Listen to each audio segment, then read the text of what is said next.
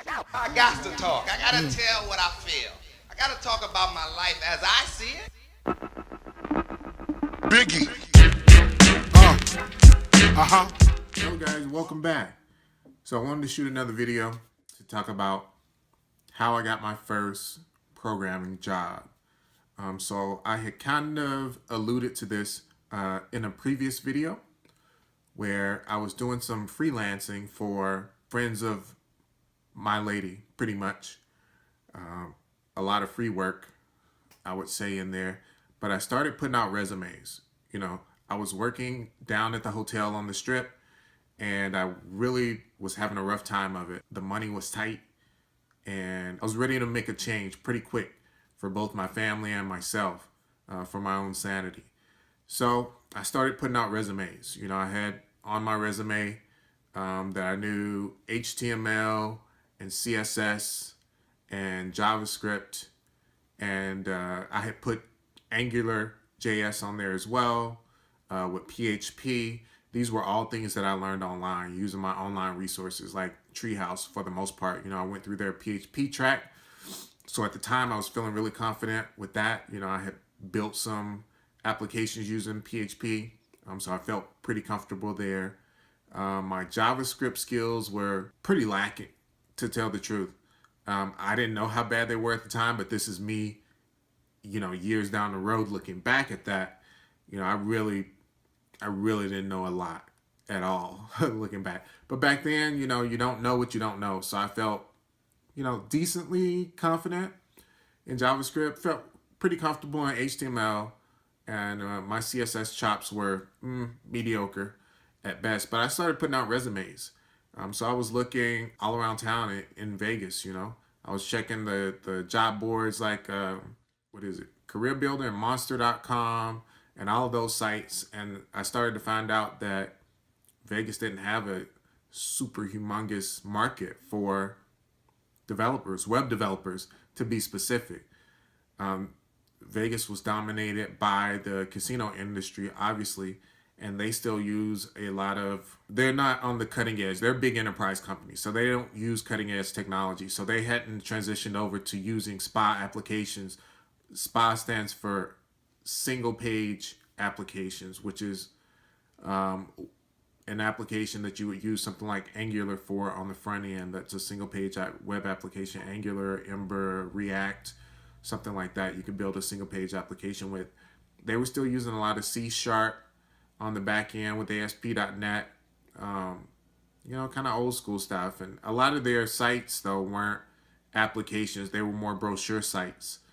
So you find that stuff thrown in there with a mix of some WordPress stuff going on, even Code Fusion stuff. I saw applications or job descriptions here in town that were looking for Code Fusion developers. So, which is an old kind of antiquated technology now, but it's still out there alive and kicking. Vegas was a different world when it came to that, but I did end up getting a bite from a local company here in town, a smaller regional airlines by the name of Allegiant Airlines. They are headquartered here in Las Vegas. You may or may not have heard of Allegiant Airlines.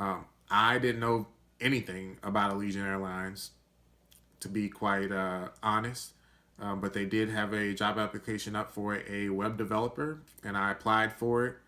And I had probably put out, honestly, I don't know, let's say 40 applications by that time. At least 40 applications, if not more by that time. And they were the first ones to officially kind of get back to me with something. Their first contact with me was to set up a phone interview. So I had a phone interview with the person who would end up being my manager. I didn't know it at the time, though. So we had a phone interview. I still remember being in my bedroom of the little 2-bedroom condo that we had, and I was pacing back and forth, walking on my cell phone as I'm doing this interview. And I didn't feel good about the interview, even though it was kind of my first technical interview. I knew that I didn't perform very well. There were some concepts. He was more going over concepts and stuff over the phone, just to judge where my level of competency was. And You know, there were some things he asked me that I flat out didn't know, and they were, looking back at it now, they were pretty basic, rudimentary concepts, and I just didn't know them. But I was honest. I didn't try to BS my way through it. I was honest and told him it was something I wasn't familiar with. I'd love to research it and get back to him about it. That ended up probably about 45 minutes. We talked on the phone. That was it. He told me that if it went on to the next step, that I would get a coding challenge from them. When we hung up the phone, though, I just knew, I kind of knew in my gut, I didn't perform well. I blanked out, had brain farts on a lot of the different parts of the phone conversation. So I didn't get that job. I pretty much was pretty confident that I wouldn't go any further in the process. And probably about 2 or 3 days later, I get an email from them, and it's the coding challenge. So I open up this coding challenge, and it's the challenge was to build a weather reporting application that hooked into an API that they hosted themselves. So it was like, to report, you would be able to plug in one of their destinations, and it had to be by airport code. Their API, you could put in an airport code, make a request to the API. It would give you back the data, tell you what city that airport code was for, what the weather conditions were for that city at that given time, and some other, what time it was there, and all of this stuff like that. So it was, looking back at it, pretty basic, hit this web API type deal. But it was in Angular 1 at the time. And I kind of panicked. I had put Angular on my application. I'm not a proponent of putting things on your applications that are not true. That's one. It's a quick way to get you eliminated from a job interview process by putting false things on your application. Had I used Angular before? Yes. I had used Angular before and went through some tutorials in Angular and kind of messed around with it. So I did have some rudimentary knowledge of Angular. Did I have enough knowledge to put it on my application? Looking back on it now, probably not. Almost definitely not. But I did put it on there, and they were looking for Angular people at the time. There was not a lot of people in Vegas that knew Angular. And you know what? That's still pretty true now, because Vegas still, it hasn't changed a whole ton. There's not a lot of people using Angular in town. But I kind of like that, because I've got a lot of years of experience with Angular now. And if Angular becomes a hot thing here in Vegas, I'll have plenty of work, for years to come. But, I kind of really like my remote gigs now. And if there was a gig here in town, I'd probably turn it down, because I prefer to work remote from right here at my desk where I'm shooting this, instead of having to get in the car and fight through traffic. I did that when I worked at Allegiant and worked at the startup after that, driving across town and sitting in rush hour traffic in the morning, and in the evenings when I got off. That's an extra 2 hours for me of time spent in the car every day that I don't want to do. But I digress.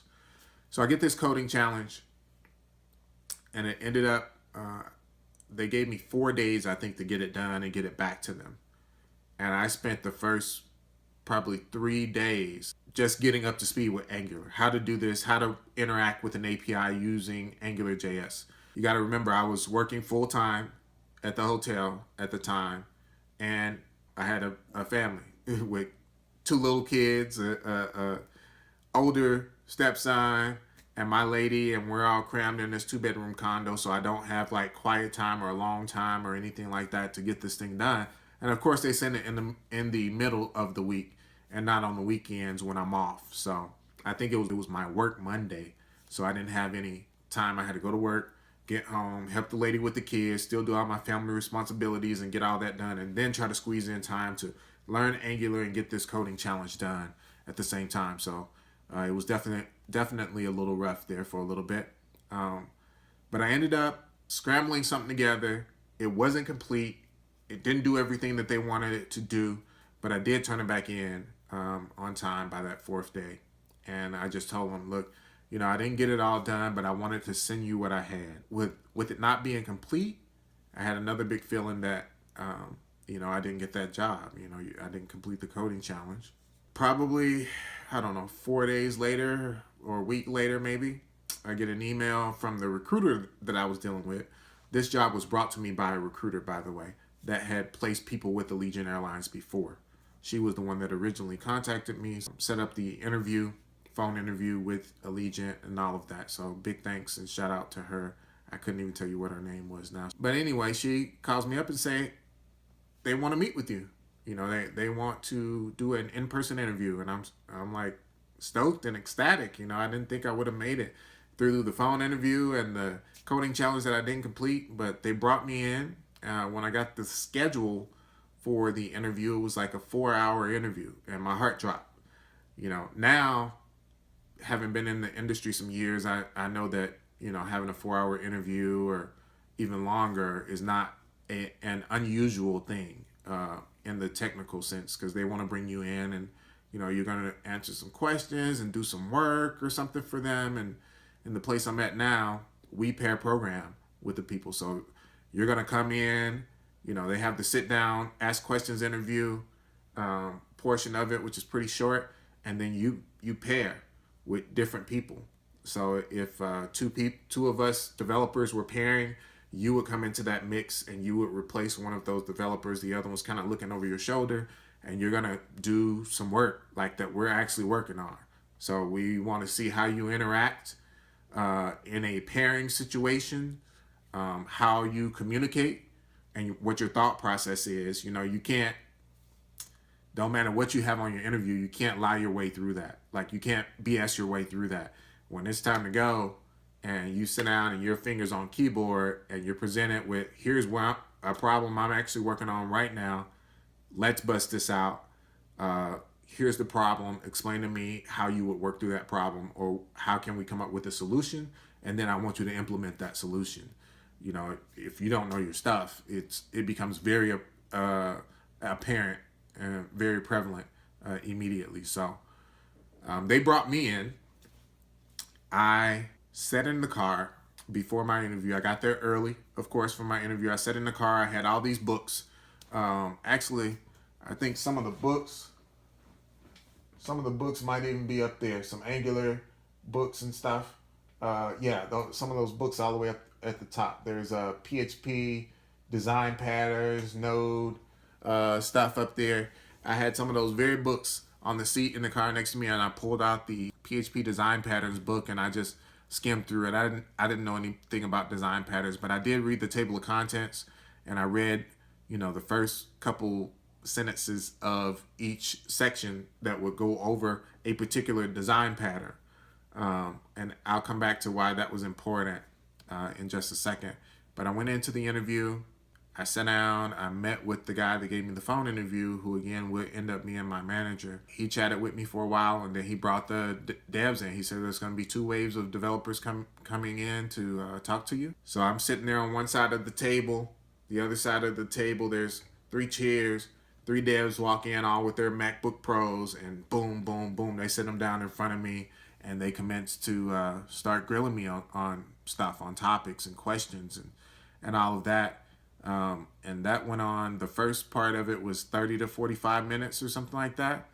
And then they left, and then another 3 came in, or another 2 came in, I think, with their little MacBooks, and they grilled me even more. There was a whiteboard there. When I walked in, my heart sunk, because I had watched all these YouTube videos about having to code on the whiteboard and how difficult it is when you're not using an IDE to help you out. I didn't have to write out proper code, but I did have to pseudocode out some stuff and go through some concepts of just generally what a single page application was and how the request response HTTP cycle worked, and just pretty basic level stuff. You know, at the end of that, my future boss came in and he said, you know, I had a good feeling about you. You know, I know you do not know everything, you know, about JavaScript. Basically, that my JavaScript wasn't strong, that I was stronger in PHP.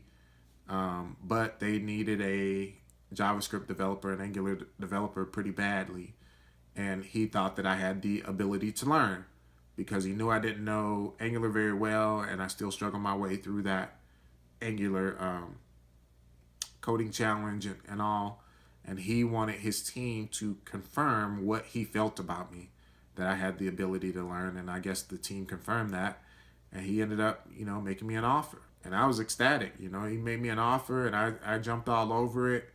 You know, looking back at it, it was kind of like for peanuts, but you got to get your foot in that door for the first job. Regardless, you know, unless you're making the tough situation is if you're a person that's making a lot of money now, if you've been progressing through a different field and you're in like upper management level and you're making, you know, a good amount of money for a family. And if you want to get into developing and you have to go back down to that like junior level developer and that junior level pay, that can be rough. But when you're coming from the bottom up and you already aren't making a ton of money, to get into a development job that doesn't pay a ton of money, hey, you can make a ton of money doing something you don't enjoy doing, or make a ton of money doing something that you do enjoy doing and that has a very progressive ramp up in pay in a short amount of time. You can be making six figures from nothing as a developer in 60 months, in 5 years. You know, that's a pretty conservative estimate to get over the 6 figure level, you know. And where I was at the hotel, I could have worked there for 100,000 years and I was not going to be making six figures, you know, unless I don't know what the GM made, but I hope the GM was making over six figures, but she was probably the only person in the building that was, if she was. So, and I knew people that had been working with the company for 20 years and weren't making six figures. So I don't want to ramble much, but that's kind of how I got started at my first job. I got that shot, brought me in. He gave me a MacBook Pro, showed me my desk and said, take this MacBook Pro. Here is a login, username and password to get into codeschool.com. Set me down, told me to go take all the JavaScript courses on codeschool.com, all the Angular courses on codeschool.com, and all the Git courses on codeschool.com. And I literally spent 3 weeks when I first started sitting at that desk watching videos. I literally got paid to learn for 3 weeks. And then I got to work and started crunching code. Boy, it was probably horrible code. Ain't no probably to it. It was horrible code that I was crunching out looking back at it now. But that's how I got started, man. I got started in my career doing that. It was huge for me. You know, I'm forever indebted to that manager at Allegiant for believing in me and taking a shot on me.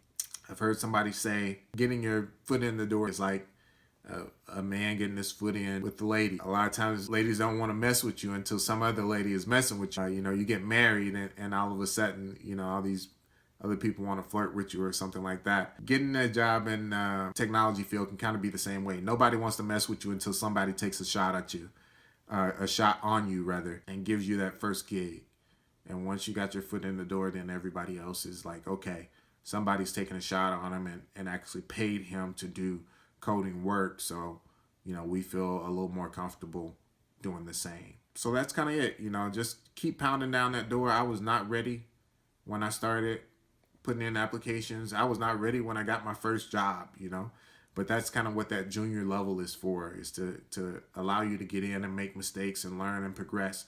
The whole thing is you have to progress. It would have been naive of me to get my foot in that door and get in there and you know, kick back in my chair and think I've arrived, you know. Like I hadn't arrived at all. I didn't know nothing and I was messing up more stuff than I was fixing. But I kept learning. You know, I stayed on Code School. I stayed on Treehouse. I kept doing stuff. You know, I would be one of the first people there in the morning, and I wouldn't be leaving early or nothing like that either. I'd still stay a pretty good amount of time to the end of the day, and I would go in on the weekends. You know, I had a badge to get in there, and I'd be the only person in the whole building. Outside of the NOC, they had a network operations center. Like one guy would be in there, and then it would be me out in the dev open area, and I'd be the only person there, because I wanted to make up for what I couldn't do speed wise because I just didn't know what I was doing. So I made up for it with time. I would go in on the weekends and put in hours and hours. I would go work 8 hours on Saturday or 8 hours on Sunday, just to be ready for when Monday came around. I would be at the same level, at the same spot at least, as my fellow coworkers who didn't have to put in that extra time because they were more seasoned developers. So you know, you gotta grind and put in that time and do it. And I see some of the younger people on our team now doing that same thing. You know, they put in that extra time after hours to get it done. You know, nobody asks them to, or it's not expected of them. They do it on their own because they really want to progress, you know, as quickly as possible. That's it. This video is way longer than what I expected it to be. I'm going to try to edit this down. I'm at over 23 minutes right now. I'm pushing 25 minutes. I know ain't nobody going to sit there and watch it for that long. So I'm going to try to cut out some of the rambling and the stories. So if you're watching this and it's less than 25 minutes, that's because I got rid of a whole lot of rambling that I was doing. So leave your comments below. Don't forget to subscribe and hit the little bell so you'll get the notification when I post any more videos. And I'll holler at y'all later. Peace.